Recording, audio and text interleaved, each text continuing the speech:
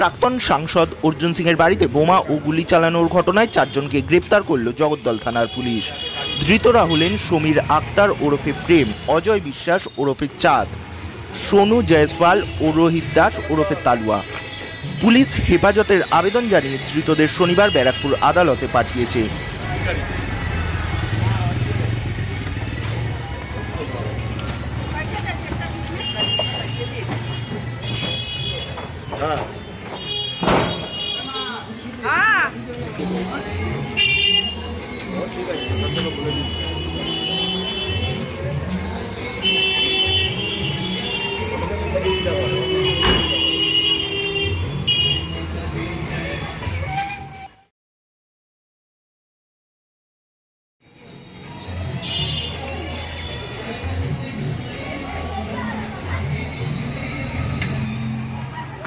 প্রসঙ্গত শুক্রবার সকালে জগদ্দল মেঘনা মোড়ে বিজেপির প্রাক্তন সাংসদ অর্জুন সিং এর বাড়ি তথা অফিসে হামলা চালায় একদল দুষ্কৃতী।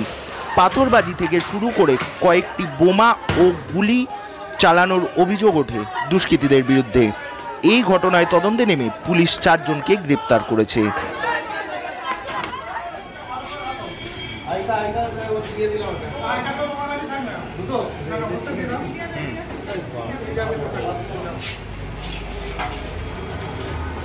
गोली चला था कौन?